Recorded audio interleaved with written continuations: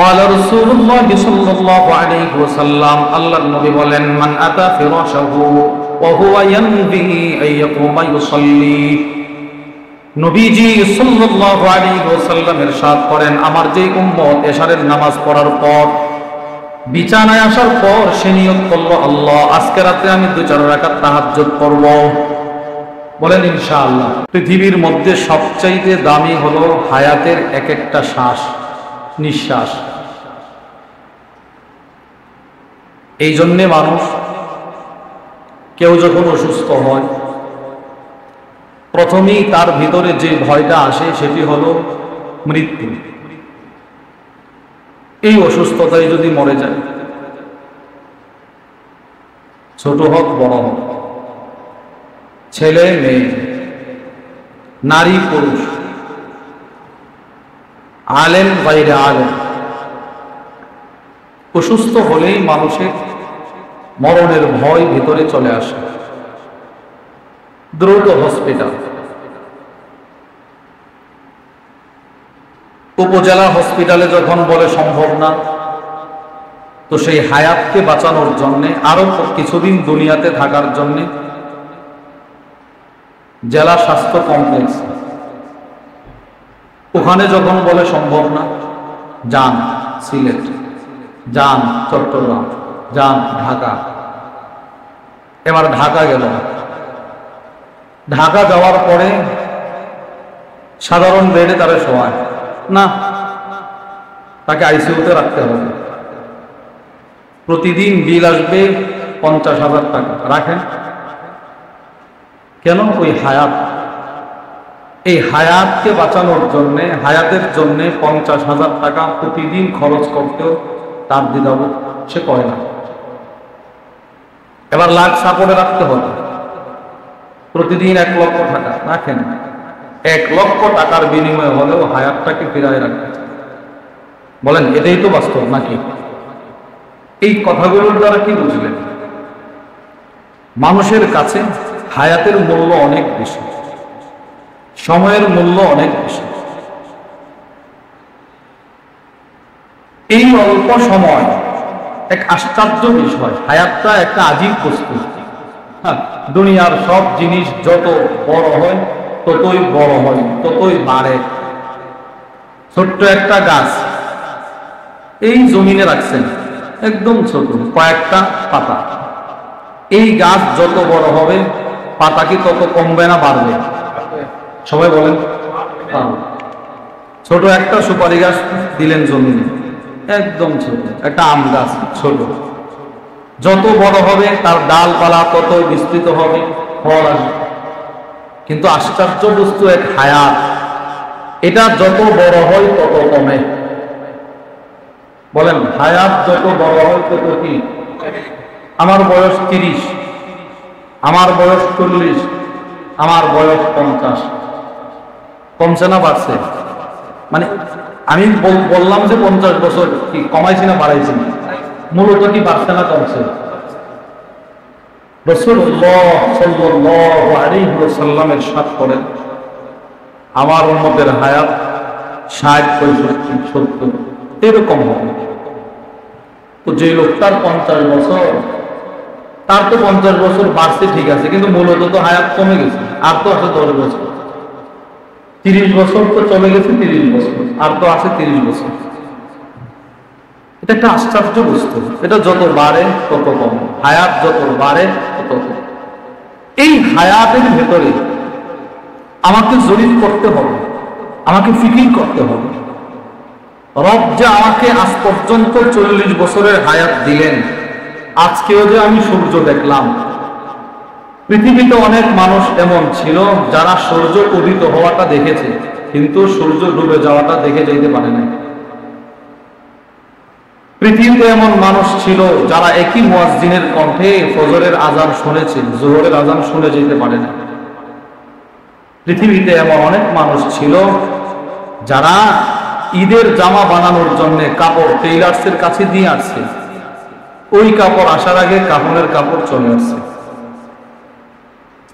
ও আল্লাহ যে আমাকে 40 বছরের হায়াত দিলেন, ওই 40 বছরের ভেতরে হায়াতের মালিক যিনি, তাকে আমি কদ্দুর দিলাম, আর আমি আমার ব্যবসাকে কদ্দুর দিলাম। আল্লাহ রাব্বুল আলামিনকে কদ্দুর দিলাম, আর মসজিদে কদ্দুর দিলাম। নিজের জন্যই কদ্দুর খরচ করলাম, আর আল্লাহর জন্যই কদ্দুর খরচ করলাম। একটু জরিপ করা দরকার। রব আমার কাছে বেশি চায় না।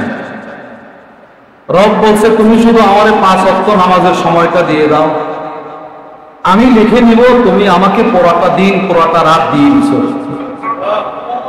তুমি শুধু আমার 5 ওয়াক্ত নামাজটা দিয়ে দাও। মুসলিম শরীফের বর্ণনা।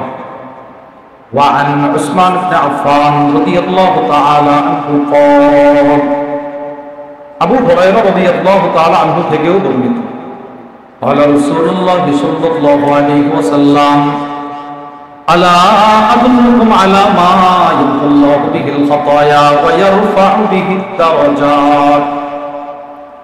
রাসূলুল্লাহ সাল্লাল্লাহু আলাইহি ওয়াসাল্লাম একদিন সাহাবাদের মজমায়ে এসে আরজ করলেন, ও সাহাবারা, আমি কি তোমাদেরকে এমন কতগুলো আমলের কথা বলে দিব যে আমলগুলো করলে আল্লাহ তোমাদের দুনিয়াতে গুনাহগুলোকে মিটিয়ে দিবেন, জান্নাতে তোমাদের মর্যাদা বাড়ায় দিবেন। সুবহানাল্লাহ। সব সাহাবারা বলতে লাগলেন, জি অবশ্যই। ও আল্লাহর নবী বলেন। আল্লাহর নবী বলেন, কাসরাতুল খুতা ইলাল মাসাজিদ, আমার যেই উম্মতের মসজিদের দিকে কদম যত বেশি হবে তার গুনাহ আল্লাহ তত মাফ করবেন, তার জান্নাতের মর্যাদা আল্লাহ তত বাড়ায় দিবেন। 2 নম্বর, ইন্তিজারুস সালাত বাদাস সালাত, এক নামাজের পরে আরেক নামাজের অপেক্ষা, মধ্যবর্তী সময়ে আল্লাহ তার গুনাহ মাফ করবেন, আল্লাহ তার জান্নাতের মাকাম বাড়ায় দিবেন। আমরা জোহরের নামাজ পড়ছি, যদি আল্লাহ তাআলা হায়াত বাড়ায় দেয়, হায়াত রাখেন, তো আসরও পড়ব ইনশাআল্লাহ। বলেন আসরও কি? এই যে একটা নিয়ত করছেন, এখন তো আপনি বসে আছেন, এখন আপনি জমিনে আছেন, ওই যে রবকে আসরটা দিবেন এই নিয়ত করছেন, ডান কাঁধের ফেরেশতা আসর পর্যন্ত নেকি লিখতেছেন। তো আপনি তো দিচ্ছেন জোহরের 10 মিনিট, দিবেন আসরের 10 মিনিট, মাঝখানে 4.5 ঘন্টা রব বলবে যেন তুমি আমাকেই দিয়ে দিছো। দৃষ্টান্ত নাম্বার 2, وعن عثمان بن عفان رضي الله تعالى عنه قال عثمان بن عفان থেকে বর্ণিত, قال رسول الله صلى الله عليه وسلم, আল্লাহর নবী বলেন, মান সাল্লাল ইশা ফি জামাআ, আমার যে উম্মত ইশারের নামাজ জামাতের সাথে আদায় করবে। বলেন কোন নামাজ? কিসের সাথে? জামাতের সাথে। তো আপনি তো ইশারের নামাজটা জামাতের সাথে আদায় করলেন, এবার বলেন এশারের নামাজ জামাতের সাথে আদায় করলে আধা ঘন্টা সময় লাগে, 1 ঘন্টা লাগে, 4 মিনিট লাগে, 10 মিনিট। এরপরে 2 রাকাত সুন্নত পড়লেন, এরপরে আপনি 3 রাকাত ভিতর পড়লেন। আল্লাহর রাসূল বলেন, তো আপনি তো আল্লাহকে দিলেন উম্মত, তুমি তো দিলা আল্লাহকে 10-15 মিনিট, কিন্তু আমি রাসূল বলে দিলাম, রব যেন আমাকে বলে দিলেন, ফাকা আন্নামা কামা নিসফাল লাইল, না তুমি আমাকে 15 মিনিট দাও নাই, তুমি অর্ধরাত দাঁড়ায় যেন নামাজ পড়ার সময়টা আমাকে দিয়ে দিলে। যাও, তোমার ডান কাঁধের ফেরেশতা অর্ধরাত দাঁড়িয়ে নামাজ পড়ার বরকত তোমাকে লিখে দিবে। ওয়ামান সাল্লাল ফজর ফি জামাআ ফাকান্নামা কামা কুল্লাল লাইল। আল্লাহর রাসূল বলেন, এবার ওই উম্মত যদি ফজরের নামাজটাও জামাতের সাথে আদায় করে, জান আমি রাসূল বলে দিলাম, আল্লাহ বলেন জান আমি বলে দিলাম, আপনি আপনার উম্মতকে জানায় দেন সারাটা রাত দাঁড়ায় যেন নামাজ পড়া আমি আল্লাহকে সময়টা দিয়ে দিল। সুবহানাল্লাহ। তাহলে আপনি তো দিলেন শুধু এশা, আপনি দিলেন শুধু ফজর, মাঝখানে 7-8 ঘন্টা আপনি ঘুমাইলেন, মাঝখানে 7-8 ঘন্টা আপনি ব্যবসা করলেন, আপনি আপনার দোকান নিয়ে ব্যস্ত থাকলেন, আপনি হালাল কাজ কর্ম নিয়ে ব্যস্ত থাকলেন। রাসূল বলেন এই 8 ঘন্টাও যেন তুমি রবকে দিয়ে দিলে। আচ্ছা বলেন তো, এই 10 এশারের 10 মিনিট, ফজরের 10 মিনিটের মালিক কে? সবাই বলেন না কে? তো মাঝখানে 8 ঘন্টার মালিকও কে? তো আমি রবকে দিছি কয় মিনিট? 20 মিনিট। বলেন কত মিনিট? এবার রব আমাকে বলছে না 20 মিনিট দাও নাই, যাও আমি লিখে দিলাম, তুমি যেন আমারই পুরোটা রাত দিয়ে দিচ্ছি।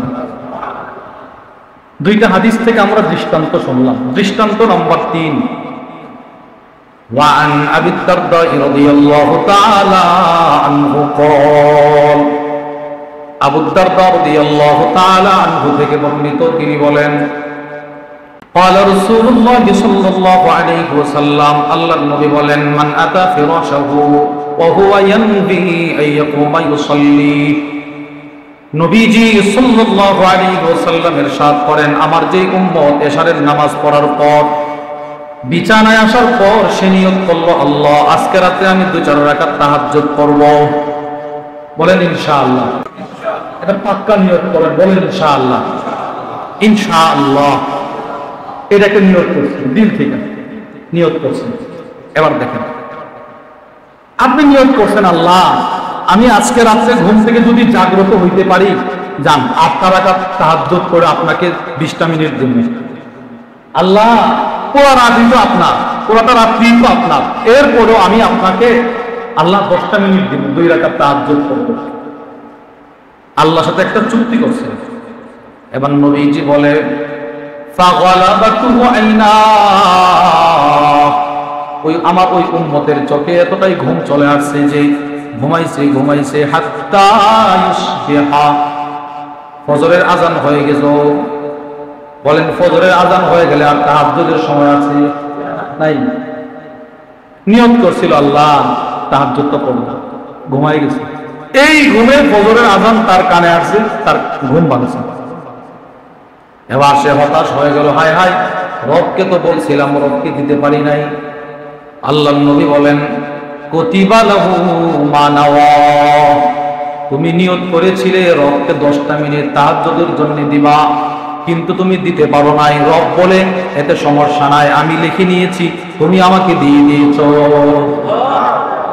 তুমি শুধুই মাত্র নিয়ত করেছো, তুমি যে কখনো 6 তাসবিহ ছাড়বা না, তুমি নিয়ত করেছো কখনো 3 তাসবিহ ছাড়বা না, তুমি নিয়ত করেছো আল্লাহ এখন থেকে যতবার মনে হয় ততবার আমি প্রত্যেক ফরজ নামাজের পরে 10 বার ছাড়বো না। আল্লাহ 33 বার 34 বার ছাড়বো না। সুবহানাল্লাহ সুবহানাল্লাহ সুবহানাল্লাহ সুবহানাল্লাহ সুবহানাল্লাহ সুবহানাল্লাহ সুবহানাল্লাহ সুবহানাল্লাহ সুবহানাল্লাহ সুবহানাল্লাহ আলহামদুলিল্লাহ আলহামদুলিল্লাহ আলহামদুলিল্লাহ আলহামদুলিল্লাহ আলহামদুলিল্লাহ আলহামদুলিল্লাহ আলহামদুলিল্লাহ আলহামদুলিল্লাহ আলহামদুলিল্লাহ আলহামদুলিল্লাহ আল্লাহু আকবার আল্লাহু আকবার আল্লাহু আকবার আল্লাহু আকবার আল্লাহু আকবার আল্লাহু আকবার আল্লাহু আকবার আল্লাহু আকবার আল্লাহু আকবার আল্লাহু আকবার। এই হলো 30 বার। এই আজকে আমাদের জামিয়া রশিদিয়া ফেনীর হযরত ওয়ালা আল্লামা মুফতি শহীদুল্লাহ সাহেব হাফিজাহুল্লাহ, অনেক বড় বুজুর্গ। আমি হযরতের মাদ্রাসায় গিয়ে হুজুরের যে মাকতাবা, মাদ্রাসার যে মাকতাবা, ওখান থেকে হুজুরের সবগুলো কিতাব কিনে নিয়ে আসছিলাম। তো আজকে আসার সময় গাড়িতে বসে বসে হযরতের একটা ছোট্ট কিতাব ওটা মোতালা করছিলাম। ওটার মধ্যে হযরত এমন সুন্দর একটা কথা লিখছেন, এই তাসবিহাতের আমাল যার ভিতরে যত বেশি থাকবে, ওই লোকটা যখন ইন্তেকাল করবে তো তার কবরের সামনে দাঁড়ায় মানুষ তত বেশি ইসালে সওয়াব পৌঁছাবে। এটা আশ্চর্য কথা।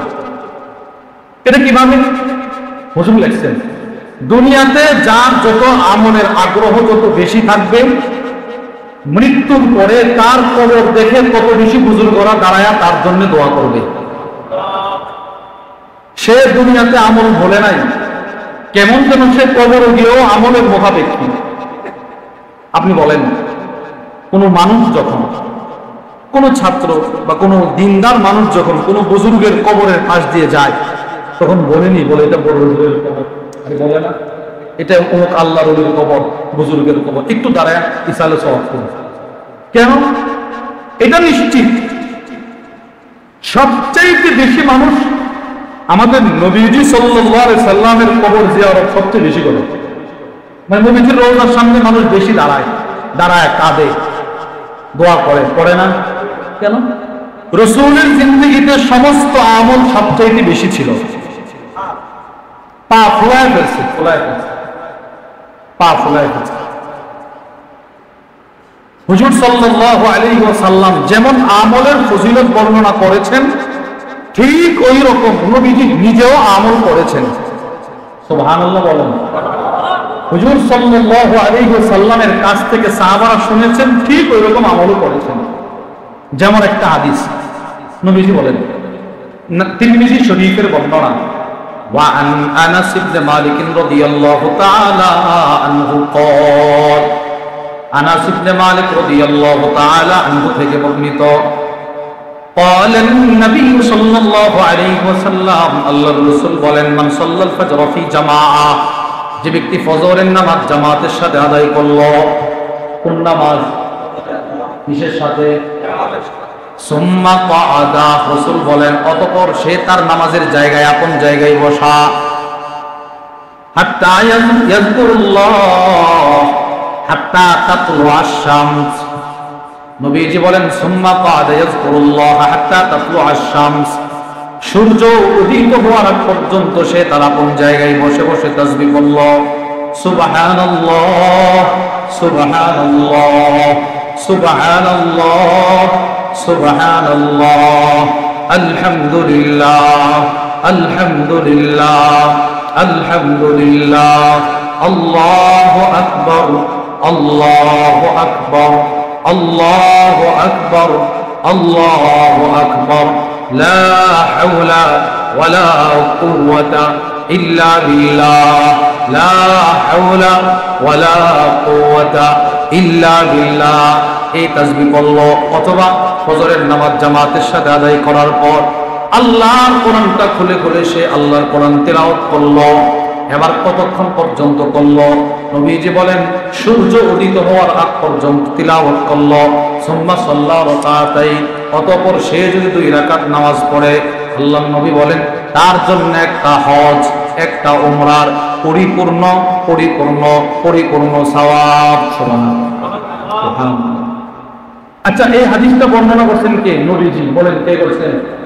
এবার দেখেন নবীজির নিজের আমলটা দেখেন, নবীজির নিজের আমলটা দেখেন। হুজুর সাল্লাল্লাহু আলাইহি সাল্লাম নিজে বলছেন ফজরের নামাজ জামাতের সাথে আদায় করার পর নামাজের জায়গায় বসে সূর্য উদিত হওয়ার আগ পর্যন্ত তাসবিহ পড়া। এবার নবীজির আমল। মুসলিম শরীফের বর্ণনা, ওয়া আন সিমাক ইবনে হারবিন রাহিমাহুল্লাহু তাআলা আনহু قال, হযরত সিমাক ইবনে হারব থেকে বর্ণিত, তিনি বলেন কুলতু লিজাবির ইবনে সামুরা, আমি হযরত জাবির ইবনে সামুরা রাদিয়াল্লাহু তাআলা আনহুকে প্রশ্ন করলাম, আকুনতা তুজালিস রাসূলুল্লাহ সাল্লাল্লাহু আলাইহি ওয়াসাল্লাম, আমি জাবিরকে বললাম, হে জাবির, তুমি কি নবীজির সাথে কখনো ফজরের নামাজের পরে বসেছো? এই জাবির, তুমি কি নবীজির সাথে কখনো ফজরের পরে বসছো মসজিদে? সাহাবীরে প্রশ্ন করছে।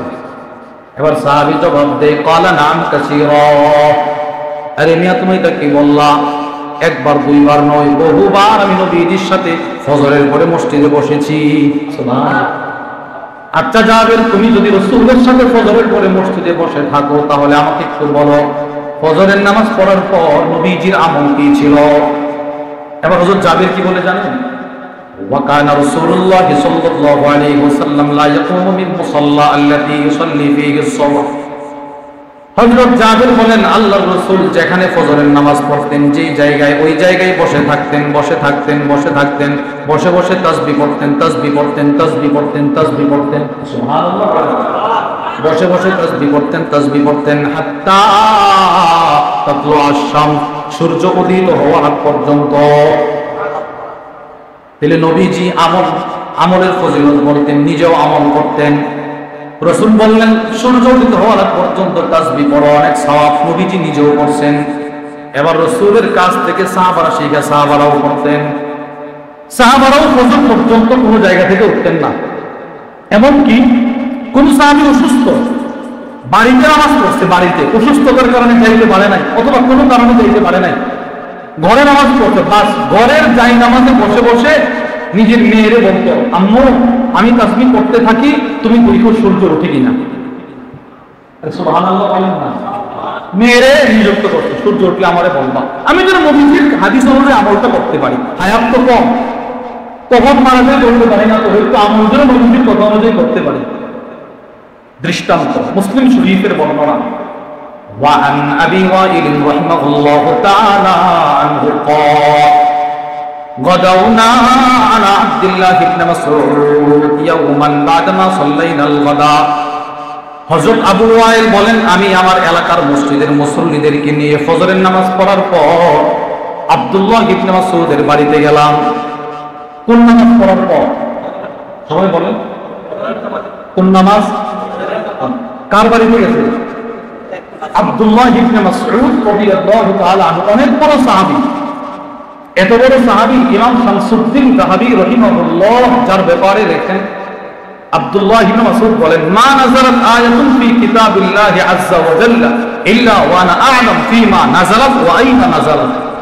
আল্লাহর কসম, আল্লাহর কোরআনের সবগুলো আয়াত কখন, কোথায়, কিভাবে, কেন নাযিল হয়েছে সব আমি আব্দুল্লাহর মুখস্থ আছে। এত বড় সাহাবী, এত বড় সাহাবী। অনেক ছোট মানুষ ছিলেন, বয়স ছিল কিন্তু মানুষটা ছিল খাটো। এরকম সাধারণত একজন আরবের মানুষ জমিনে আসন পেতে বসতে যতটুকু উঁচু উনারে দেখা যায়, উনি এরকম উঁচু ছিলেন। এর লম্বা না খাটো ছিল, খাটো। ওনার বাড়িতে গেছেন। আবু ওয়াইল বলে, ফাসাল্লামনা বিল বাব, আমরা আব্দুল্লাহ ইবনে মাসউদের দরজার সামনে দাঁড়ায় সালাম দিলাম। সালাম অনুমতি নেওয়ার জন্য সালাম দেওয়া, হুট করে মানুষের ঘরে ঢুকতে নেই। এও আবার ফজরের পরে মানুষের রুমে ঢুকতে হলে আগে সালাম দেওয়া, এতে করে বুঝবে উনি আছে না নাই। তো ওনারা সালাম দিচ্ছেন। ওয়াকাদ উযিনা লানা, আমাদেরকে অনুমতি দেওয়া হলো, অনুমতি দেওয়া হলো। এরপরেও ফামাকাসনা বিল বাবি হুনাইয়া, আমরা অল্প কিছু সময় ওনার দরজার সামনে দাঁড়িয়েছিলাম। অনুমতি দেওয়ার পরেও আমরা ঢুকি না। বুঝলেন, খুব গুরুত্বপূর্ণ একটা মাসালা এখানে। অনুমতি দেওয়ার পরেও আমরা কি করতেছি না? বলেন না, ঢুকতেছি না। আরে সালাম দিছি, উনি সালামের জবাব দিছে, এর মানে আমাদেরকে অনুমতি দিছে, আসেন, আমরা দাঁড়ায় দিছি। ফাখারাজাতিল জারিয়া, ওনার ছোট্ট একটা মেয়ে আমাদের সামনে দৌড়ায় আসলো। ফাকালাত, এসে বলল, আলা তাদখুলুন, আপনারা ঢোকেন না কেন? এই মেহমানগণ আপনারা প্রবেশ করেন না কেন? আব্বু আপনাদেরকে অনুমতি দিচ্ছে। ফাদাখালনা, অতঃপর আমরা সকলে প্রবেশ করলাম। তাহলে সালাম দেওয়ার পর, অনুমতি দেওয়ার পরেও ঢোকে নাই। ঘর থেকে ছোট্ট একটা বাচ্চা এসে বলল, ঢোকেন না কেন? আব্বু না অনুমতি দিয়েছে, এরপরে ঢুকছি। এখন শুনেন, ওনারা গেছিল কোন নামাজের পরে? বলেন কোন নামাজের পরে? এবার ওনারা বলেন, ফাদাখালনা, আমরা ওনার ঘরে বইটা দেখি। ফাইদা হুয়া জালিসুন ইউসাব্বিহ, আমরা গিয়ে দেখি উনি ওনার ঘরে যাই নামাজ বিছিয়ে তাসবিহ করতেছেন। সুবহানাল্লাহ, সুবহানাল্লাহ, সুবহানাল্লাহ, সুবহানাল্লাহ, সুবহানাল্লাহ, সুবহানাল্লাহ, সুবহানাল্লাহ, সুবহানাল্লাহ, আলহামদুলিল্লাহ, আলহামদুলিল্লাহ, আলহামদুলিল্লাহ, আলহামদুলিল্লাহ, আলহামদুলিল্লাহ, আল্লাহু আকবার, আল্লাহু আকবার, আল্লাহু আকবার, আল্লাহু আকবার। এই তাসবিহ পড়তেছেন, এই তাসবিহ পড়তেছেন, কিবলামুখী হয় তাসবিহ পড়তেছেন, তাসবিহ পড়তেছেন। ওনারা ঢুইকা দাঁড়ায় রইছে।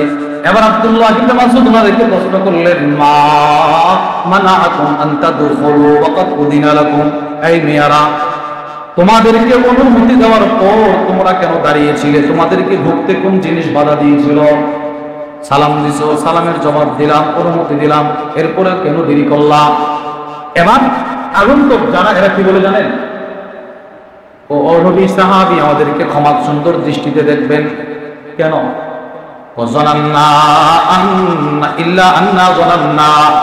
আমরা ধারণা করছি, আমরা মনে করছি আপনার পরিবারের লোকজন এখন ঘুমন্ত, মহিলারা ঘুমায় রয়েছে, মেয়েরা ঘুমায় আছে। আমাদের যে অবস্থা, আমাদের এখন যে অবস্থা, স্বামী ফজরের নামাজ পড়ে দেখি তিনি ঘুমাইতেছে, মেয়ে ঘুমাইতেছে, ছেলে ঘুমাইতেছে, স্বামী শুধু নিজের নামাজটা নিজে পড়ে আছে। এটা আমাদের চিত্ত আছে এই জমানা। এরকম হয় না? হইতেছে তো। স্বামী হইতে নামাজ পড়ে, বিবি নামাজ পড়ে না, দাওয়াতও দেয় না, দাওয়াত দিলেও সে গ্রহণ করে না। মেয়েটা নামাজ পড়ে না, ছেলেটা নামাজ পড়ে না। এমনকি অনেক মা বাপ এমন আছে, নিজে নামাজ পড়ে, ছেলের নামাজ পড়ার জন্য ডাক দেয় না। কেন? হায় হায়, 4:30টায় সে ঘুম থেকে জাগ্রত হইলে রাত্রে 12টা পর্যন্ত পড়ছে, স্বাস্থ্যটা ভেঙে যাবে। বলেন না নাউজুবিল্লাহ। ওই ছেলের 15 বছর হায়াত চলে গেছে তার। মেয়েটার 20 বছরের হায়াত চলে গেছে। বাপ মা নিজের থেকে এই হায়াতের গুরুত্ব তারা শেখাইতেছে না, নামাজের অভ্যাস তারা করাইতেছে না। তার ক্যারিয়ার, ভবিষ্যৎ উজ্জ্বল করতে হবে। তো ওনারা এই ধারণা থেকে বলতেছে, ওগো আব্দুল্লাহ ইবনে মাসউদ, আমরা মনে করেছি আপনার পরিবারের মেয়েরা এখানে ঘুমায় আছে কিনা। আপনি অনুমতি দিচ্ছেন, এরপরে তো ওনারা উঠাতে কিন্তু দেরি হবে, আমরা হুট করে ঢুকে গেলে কাকে কোন হালতে দেখতে পাই, এজন্য আমরা একটু দেরিতে ঢুকছি। এবার নবীজি সাল্লাল্লাহু আলাইহি ওয়াসাল্লামের সাহাবী আব্দুল্লাহ ইবনে মাসউদ রাগ হয়ে গেছে, চোখ লাল হয়ে গেছে। একটা ধমক দিয়ে বলে, জানতুম বিআল ইবনে উম্মে আবদ, তোমরা আমার পরিবারের ব্যাপারে ভাবলা? এখন ফজরের পরের সময়টা বরকতপূর্ণ সময়, এই সময়ে আমার পরিবার ঘুমন্ত থাকবে, এটা কল্পনা করলে কিভাবে? 3টা সময় সবচেয়ে বরকতপূর্ণ। বলেন কয়টা সময়? বলেন কয়টা সময়? পাকিস্তানের খুব বড় আলেম আছে মাওলানা ইবাদুল্লাহ খান সাহেব, ওনার অনেক সুন্দর সুন্দর বয়ান, এর ভিতরে একটা বয়ান আমি শুনছি। 3টা সময়। 1 নাম্বার, তাহাজ্জুদের সময় থেকে ফজরের আযানের আগ পর্যন্ত, এই সময়টা সবচেয়ে বরকতপূর্ণ। যত হেফজখানার ছাত্র হাফেজ হয়েছে এদেরকে বলবেন, ভাই তুমি তো মাগরিবের পরেও কোরআন মুখস্থ করার জন্য চেষ্টা করো, আসরের পরেও চেষ্টা করো। আচ্ছা, তুমি যখন হুজুর ডাক দিয়ে ঘুম থেকে জাগ্রত হও ফজরের আগে, ওই সময় যখন তেলাওয়াতটা করো তোমার কাছে কেমন মনে হয়? তো সে বলবেন, জানেন কি, আপনি নিশ্চিত লিখে রাখেন, প্রত্যেক হেফজখানার ছাত্র আপনাকে বলবে ওই সময় সারাদিন যে তেলাওয়াত করছিল তো টেস্ট লাগতো, ফজরের সময় ঘুম থেকে ওইটা একবার পড়লে পানির মতো ক্লিয়ার। এই তো পরিমাণ বরকতের সময়, ওই সময়টা পর্যন্ত। এই সময়টা কি না বলেন সবচেয়ে বরকতপূর্ণ? বলেন, আবার বলেন সবচেয়ে। 2, ফজরের আযান থেকে ফজরের ওয়াক্ত শেষ হওয়ার আগ পর্যন্ত, ফজরের আযান থেকে ফজরের ওয়াক্ত, এটা দ্বিতীয় বরকতপূর্ণ সময়। 3, ফজরের ওয়াক্ত শেষ হওয়া থেকে চাষতের আগ পর্যন্ত যে সময়টা, এটা সবচেয়ে বরকতপূর্ণ। হুজুর সাল্লাল্লাহু আলাইহি ওয়াসাল্লাম কোন কাফেলা কোথাও পাঠাইলে ফজরের পরে পাঠাইতেন, আর বলতেন, আল্লাহ আমার উম্মতের এই ফজরটারে, এই সকালটারে বরকতপূর্ণ করে দেন। নবীজি দোয়া করতেন। এক সাহাবী, উনি জীবনে যত ব্যবসা করছে উনি ফজরের পরে রওনা দিতেন, ফজরের পরে সব করতেন। উনি যদি কোনো ফজরের পরে কোনো মাটির ব্যবসাও করতেন, ওই মাটিটাও স্বর্ণ হয়ে যেত, এই পরিমাণ লাভবান হয়েছে। তো সকল মানুষ গিয়ে আব্দুল্লাহ ইবনে মাসউদকে বলতেছে, আমরা মনে করছি আপনার পরিবারের সবাই ঘুমাই গেছে কিনা, বাপ মেয়েরা মহিলারা, তো তোমরা এই ধারণা করলে কিভাবে? আমার মেয়েরা, আমার বাচ্চারা এখন ঘুমিয়ে থাকে। কেন এই কথা তিনি বললেন? হুজুর সাল্লাল্লাহু আলাইহি ওয়াসাল্লামের যত আমল নবীজি বর্ণনা করছেন, সমস্ত আমল সব সাহাবায়ে কেরাম নিজেরাও করছেন, নিজেদের সন্তানদেরকেও একদম কাগজে কলমে শিখাই দিয়েছেন। এর মধ্যে উনি অন্যতম একজন সাহাবী, এই আব্দুল্লাহ ইবনে মাসউদ। নবীজির যতটা আমল, প্রত্যেকটা আমল তিনি নিজেও করতেন, সন্তানদেরকে করাইতেন। ওনার ঘরে রুটিন ছিল, ফজর থেকে এই পর্যন্ত তেলাওয়াত, এই থেকে এই পর্যন্ত তাসবিহ, এই থেকে এই পর্যন্ত খাবার দাবার, এরপরে আবার এই কাজ, এরপরে এই কাজ, ইবাদত এই। বলেছেন কেমনে করছেন? একটা দৃষ্টান্ত শোনেন। সূরাতুল ওয়াকিআহ বলেন, এটা পবিত্র সূরা না আমাদের? এই সূরার ব্যাখ্যায় তাফসীর ইবনে কাসীরের মধ্যে এসেছে, মারিদ আব্দুল্লাহ ইবনে মাসউদ, এই সাহাবী আব্দুল্লাহ ইবনে মাসউদ অসুস্থ হয়ে গেছেন। কোন অসুস্থতা? যে অসুস্থতায় তিনি দুনিয়া ছেড়ে চলে গেছেন, ইন্তেকাল করছেন। ওই অসুস্থতায় যখন তিনি বিছানায় পড়লেন, ফাআদাহু উসমান ইবনে আফফান, হযরত উসমান ইবনে আফফান ওনাকে রোগী দেখার আমল করার জন্য আসলেন। অসুস্থ তো রোগী দেখার নিয়তে আসছে। অসুস্থ মানুষকে দেখতে যাওয়া, এটাকে বলা হয় ইয়াদাতুল মারিদ, রোগী দেখার আমল। রোগী দেখার আমল, কেউ যদি কোনো অসুস্থ ব্যক্তিকে দেখতে যায়, তিরমিজির বর্ণনা, নাদা মুনাদ, একজন ফেরেশতা আকাশ থেকে ঘোষণা করে, তিমিতা, যে রোগী দেখতে গেল তাকে বলে তোমার কপাল অনেক ভালো, তুমি রোগী দেখতে আসো নাই, ওয়াতাবাওয়াতা মিনাল জান্নাতি মানজিলা, তুমি রোগী দেখতে আইসা তো জান্নাতে নিজের ঘর বানায় ফেলছো। অনেক দামি একটা আমল এই রোগী দেখার আমল। ওই সাহাবারা আমল যে করে অভ্যস্ত। হযরত সুয়াইদ ইবনে আবি ফাকিদা, ওনার পিতা আবু ফাকিদা সম্পর্কে বর্ণনা করেন, আখাযা আলী রাদিয়াল্লাহু তাআলা আনহু বিয়াদি, হযরত আবু ফাকিদা বলে হযরত আলী একদিন আমার হাত ধরলেন, আমার হাত ধরে বলতে লাগলেন, ইনতালিক বিনা ইলাল হাসান, আসো আমার সাথে, আমার ছেলে হাসান অসুস্থ, তার একটু দেখে রোগী দেখার আমলটা করে আসি, আসো। মনে করেন আপনার ছেলে অসুস্থ, আপনি আপনার বন্ধুকে বললেন, বন্ধু আসো, আসো আমার ছেলেটা অসুস্থ, একটু দেখে আসি, আসো। দুইজন গেছে একসাথে। এবার দুজন, হযরত আলী রাদিয়াল্লাহু তাআলা আবু ফাকিদা, দুজন সন্তানের কাছে যাওয়ার পর ফাওয়াজাদনা আবু মুসা আল আশআরিয়া, গিয়ে দেখে হযরত হাসান রাদিয়াল্লাহু তাআলা আনহুর মাতার কাছে বসা হযরত আবু মুসা আশআরি। মানে দুজন গিয়ে দেখে আর আগে থেকে আরেকজন সাহাবী আয়েশা ওনার ছেলের দেখার জন্য বসে আছে। এবার হযরত আলী রাদিয়াল্লাহু তাআলা আনহু সাহাবী আবু মুসা আশআরিকে প্রশ্ন করলেন। আবু মুসা আশআরি অনেক বড় দামি সাহাবী, উনি এমন একজন সাহাবী যার কণ্ঠে কোরআন তেলাওয়াত শোনার জন্য স্বয়ং নবীজি অপেক্ষা করতেন। ইমাম শামসুদ্দিন যাহাবী রাহিমাহুল্লাহ লিখেন, হযরত আবু বুরদা রাদিয়াল্লাহু তাআলা আনহু বলেন, হুজুর সাল্লাল্লাহু আলাইহি সাল্লাম একদিন মসজিদ নববী থেকে বের হবে, হঠাৎ করে তাকায় দেখে ভিতরে একজন নামাজ পড়তেছে একা একা, অনেক সুন্দর কণ্ঠে তেলাওয়াত করতেছে। আল্লাহর রাসূল মসজিদে নববীর দরজায় হেলান দিয়া ওই লোকের তেলাওয়াত শুনতেছি, সুবহান, অনেকক্ষণ দাঁড়ায় দাঁড়ায় তেলাওয়াত শুনতেছে।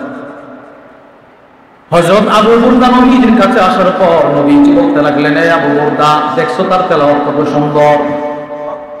আমি রাসূলের মনটা বলতেছে তার তেলাওয়াত এতটাই সুন্দর, আল্লাহ যেন পয়গম্বর দাউদের কণ্ঠটাকে দিয়ে দিয়েছে।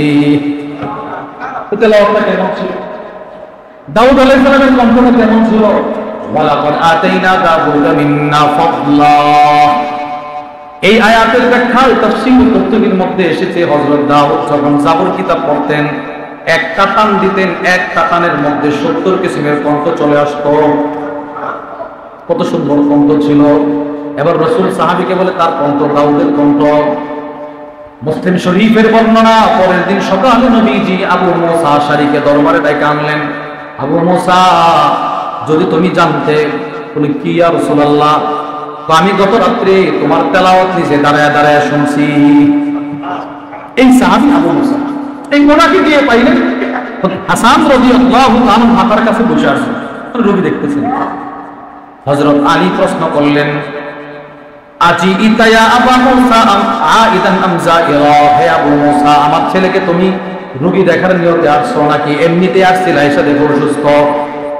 রোগী দেখার নিয়তে আসছিলা নাকি এমনি আসছিলা এসে দেখছো অসুস্থ? কোনা আইদা, আমি বাড়ির থেকে রোগী দেখার নিয়ত করে আসছি, আমি জানি আপনার ছেলে অসুস্থ, রোগী দেখার নিয়তের আমলটা করে আমি এখানে আসছি।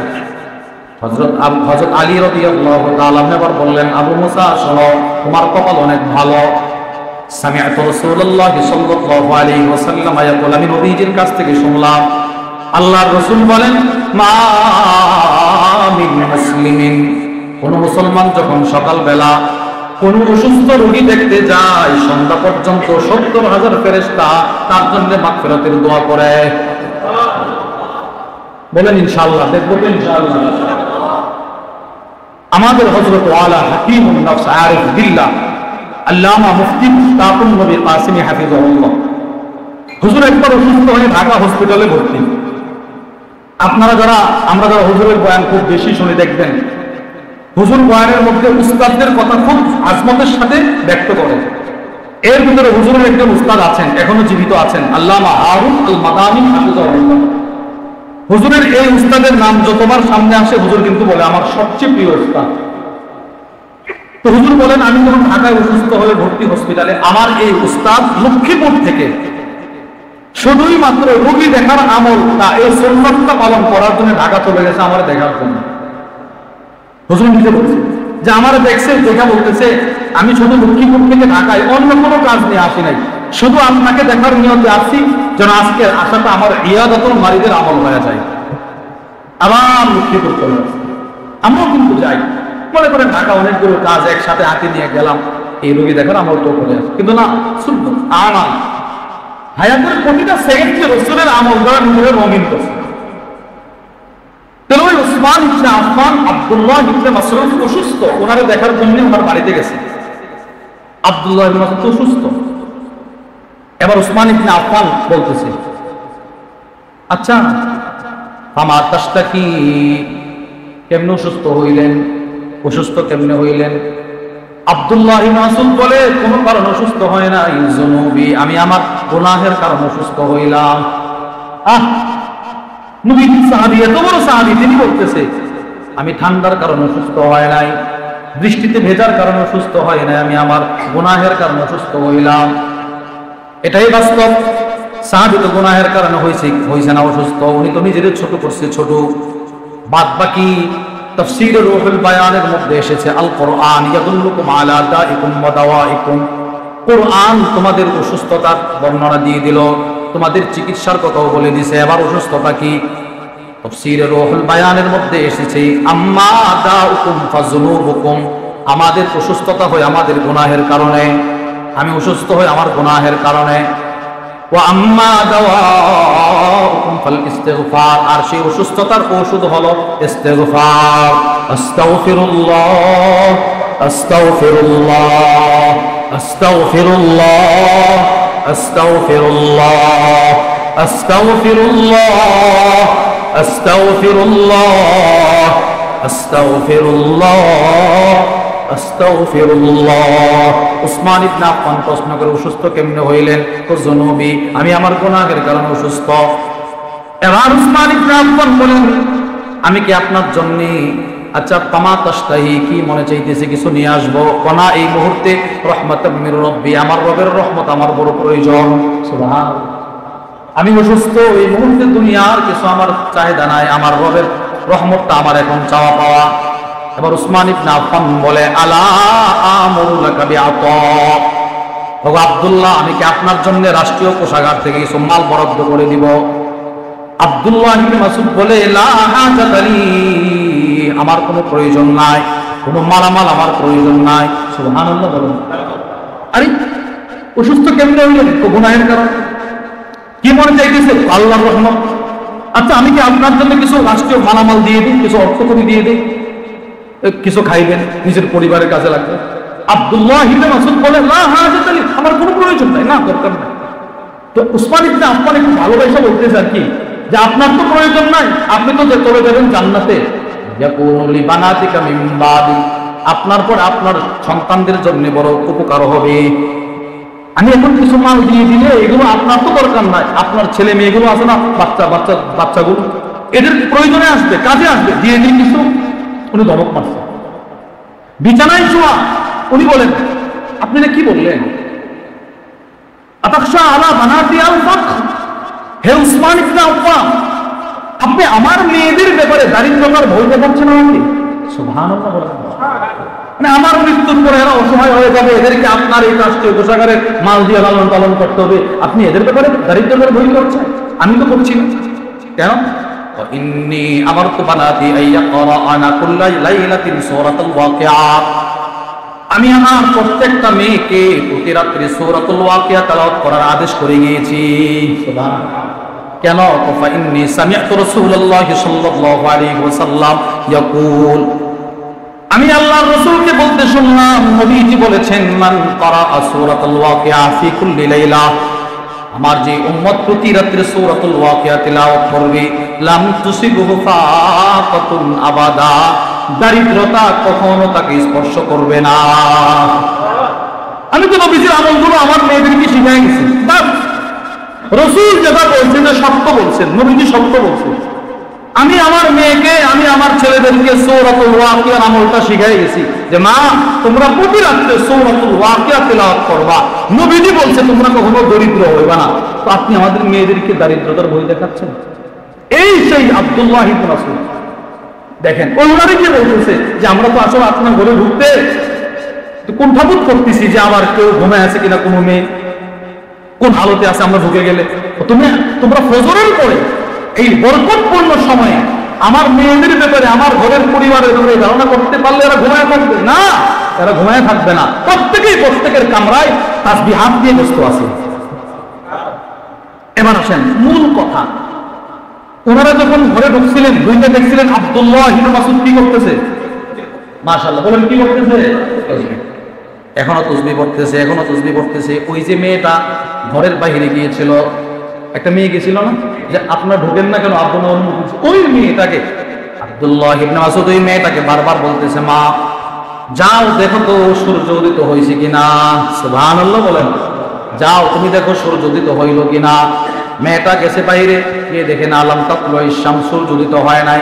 এসে বলে, আব্বু সূর্য এখনো ওঠে নাই। তিনি আবার মুখ ঘোরায় সুবহানাল্লাহ সুবহানাল্লাহ সুবহানাল্লাহ সুবহানাল্লাহ সুবহানাল্লাহ সুবহানাল্লাহ সুবহানাল্লাহ সুবহানাল্লাহ আলহামদুলিল্লাহ আলহামদুলিল্লাহ আলহামদুলিল্লাহ আলহামদুলিল্লাহ আলহামদুলিল্লাহ আলহামদুলিল্লাহ আলহামদুলিল্লাহ আল্লাহু আকবার আল্লাহু আকবার আল্লাহু আকবার আল্লাহু আকবার আল্লাহু আকবার আল্লাহু আকবার আল্লাহু আকবার। তিনি তাসবিহ পড়তেছেন। আবার মেয়েটাকে ডাক দিয়ে বলে, এবার দেখো কোন আব্বু সূর্য ওঠে নাই। আবার তাসবিহ পড়ে, এবার বলতেছে, এবার দেখো, হ্যাঁ তাসবিহ পড়ে, জি আব্বু সূর্য উদিত হয়েছে। এবার আব্দুল্লাহ ইবনে মাসউদ বলেন, ওই আল্লাহর কসম যে আল্লাহ তাআলা আমাকে নবীজির একটা আমলের উপরে আবার আরেকটা সকাল অতিবাহিত করার তৌফিক দিয়েছি। সুবহানাল্লাহ। আমি নবীজির আমলটা করতে করতে যে আবার সূর্যটা দেখছি। তো রাসূল যতগুলো আমালের কথা বলেছেন, হযরত সাহাবা ইকরাম রিদওয়ানুল্লাহি তাআলা আলাইহিম আজমাইন সবগুলো করার চেষ্টা করছেন। এই জন্য যার টাকা পয়সা নাই সে দরিদ্র না। যার টাকা পয়সা নাই দুনিয়াতে সে ফকির না। ফকির ওই লোকটা যার আমল নাই, যার ইবাদত নাই। সে কবরের গরীব, সে কবরের ফকির, সে হাসরের ফকির, সে মিজানের ফকির, সে ফুল সিরাতের ফকির, সে হাসরের ময়দানের ফকির। আর যার অনেক টাকা পয়সা কিন্তু আমল নাই, সে সবচেয়ে বড় ফকির। তার তো কবর কিছু নাই, কিন্তু কবরে অসহায়। ফেরাউনের সম্পদ কম ছিল না, হামানের সম্পদ কম ছিল না, নমরুদের সম্পদ কম ছিল না, কিন্তু এরা কি কবরে ধনী না ফকির? কি পরিমাণ ফকির বলেন। এবার হযরত বেলাল রাদিয়াল্লাহু তাআলা কি পরিমাণ সম্পদ ছিল? কিছুই ছিল না। আব্দুল্লাহ ইবনে মাসউদের কি পরিমাণ সম্পদ ছিল? কিছুই ছিল না। হযরত আবু হুরায়রা রাদিয়াল্লাহু তাআলা কিছুই ছিল না, খাবার ছিল না, খাবার রাস্তায় পড়ে থাকতো। মানুষ মনে করতো অসুস্থ মনে করতো, কিছুই ছিল না। কিন্তু এরা কবরের ধনী, এরা মিজানের ধনী। এদের চাইতে বড় ধনী রাসূলের পরে আর কেউ নাই। এই জন্য বলেন, যার টাকা পয়সা আছে সে ধনী নয়। সে কি নয়? যার 20 কানি জমি আছে সে কি নয়? ধনী নয়। যার 5টা সন্তান লন্ডন, কানাডা, আমেরিকায়, সে কি নয়? ধনী নয়। সে ফকির যদি তার আমল না থাকে। প্রত্যেক সাহাবী আমার ওয়ালা ছিল, মালওয়ালা ছিল না। কি ওয়ালা ছিল না বলেন? কি ওয়ালা ছিল? আমলওয়ালা ছিল প্রত্যেক সাহাবী। আর কেউ মালওয়ালা যারা, এরাও ইবাদত করতো। আর যাদের মাল নাই এরা যখন দেখতো, হায় হায় আমরা যতদূর ইবাদত করি তারাও ততদূর করে, কিন্তু মালের কারণে বেশি করে ফেলে, এদের ভিতরে টেনশন থাকতো। এরা প্রতিযোগিতা শুরু করতো। প্রত্যেক সাহাবীর ঘর আমলের সুসজ্জিত ছিল। আজকে আমাদের ঘর ফার্নিচার, টেবিল, চেয়ার সব কিছু দিয়ে, ওয়াইফাই সব কিছু দিয়ে সজ্জিত রাখা হয়েছে। আর সাহাবাদের ঘর এগুলো ছিল না, একটা ছোট্ট ঘর ছিল। আমলে পুরাটা ঘর আবাদ ছিল। ছেলে কোরআন পড়তো, মেয়ে কোরআন পড়তো, আব্বা কোরআন পড়তো, আম্মা কোরআন পড়তো, গোলাম কোরআন পড়তো, বাদী কোরআন পড়তো। আর আমাদের একজন নামাজ পড়লেও বাকি 17 জন ঘুম। ঘর মুর্দা হয়ে গেছে। এই ঘরকে জাগ্রত করতে হবে। এই ঘরের প্রত্যেকটা সদস্যকে আপনাকেই দাওয়াত দিতে হবে। আপনার মেয়েকে অন্য কেউ একটা জাহান্নামের আগুন থেকে বাঁচাবে, আপনাকেই বাঁচাতে হবে। আপনার ছেলেকে আপনাকেই বাঁচাতে হবে। আপনার স্ত্রীকে আপনাকেই বাঁচাতে হবে। নামাজের গুরুত্ব তাকে আপনাকেই বোঝাতে হবে। ঘরের মধ্যে রাখেন ফাজাইলে সাদাকাত, রাখেন ফাজাইলে আমাল, রাখেন আমাদের হযরত ওয়ালার 6টা কিতাব আছে, ওই কিতাবগুলো রাখেন। নিজের মেয়েরে দেন যে তুই তোর ক্লাসের বইয়ের ফাঁকে ফাঁকে এই কিতাবগুলো পড়বি। দেখবেন অটোমেটিক ওই মেয়েটা, ওই ছেলেটার ভিতরে একটা দ্বীনের পরিবর্তন চলে আসবে। আস্তে আস্তে ধীরে ধীরে এই আল্লাহ বলা মানুষটা আল্লাহ প্রেমিক হয়ে যাবে। সাহাবা ইকরামের মধ্যে গরিব সাহাবী যারা, এরা নবীজির কাছে গেছে, বুখারী বর্ণনা, গিয়ে বলে ইয়া রাসূলুল্লাহ সাল্লাল্লাহু আলাইহি সাল্লাম, ও আল্লাহর নবী, কি তা আমরা যে এরকম নামাজ পড়ি, বড় লোকরাও নামাজ পড়ে, নামাজের ক্ষেত্রে তো সমান সমান। ইয়াসুমুন কামা নাসুম, আমরা যেমন রোজা রাখি এরাও রোজা রাখে, সমান সমান। আমরা আমরা আমরা যতদূর কি বলে আপনার হজ সামর্থ্য থাকলে হজ করি, এরাও সামর্থ্য থাকলে এরাও এমনি হজ করতে পারে না। আমরা হজ করতে পারি না, এরা হজ করতে পারে। কেন? এদের সম্পদ আছে। আমরা সদকা করতে পারি না, এরা সদকা করতে পারে। কেন? এদের সম্পদ আছে। ইয়া রাসূলুল্লাহ, নামাজ তো সমান সমান, রোজা তো সমান সমান, হজ তো সমান সমান না, সদকা তো সমান সমান না, যাকাত তো দিতে পারি না, তোমরা কি করবে? হুজুর সাল্লাল্লাহু আলাইহি সাল্লাম বলেন, আচ্ছা আমি কি তোমাদেরকে এমন কতগুলো আমলের কথা বলে দিব যে আমলগুলো করার দ্বারা বড় লোকদের সমান সমান তোমাদের ইবাদত হয়ে যাবে? সুবহানাল্লাহ। নবীজি বলে, শোনো, প্রত্যেক ফরজ নামাজের পরে 33 বার পড়বা সুবহানাল্লাহ। কয়বার পড়েন? আমরা ফরজ নামাজের পরে যে তাসবিহটা পড়ি তাকে বলা হয় তাসবিহুল ফুকারা। এই অসহায় সাহাবাদের জামাত নবী রাসূলকে গিয়ে প্রশ্ন করছিলেন। এই প্রশ্নের জবাবে নবীজি এই তাসবিহগুলো ওদেরকে দিয়েছিলেন। তাসবিহুল ফুকারা, এই তাসবিহটা বেশি বেশি পড়বা। তো 33 বার সুবহানাল্লাহ, 33 বার আলহামদুলিল্লাহ, 34 বার আল্লাহু আকবার, এইগুলো পড়বা। আমি রাসূল বলে দিলাম, যদি তোমরা ইন আখাযতুম আদরাকতুম মান সাবাকাকুম, যারা তোমাদের আগে চলে গেছে টাকা পয়সার মাধ্যমে, দান সৎকার মাধ্যমে, এই তাসবিহগুলো তোমাদেরকে তাদের সমপর্যায়ে পৌঁছে দিবে। দেখেন আমলের একটা প্রতিযোগিতা।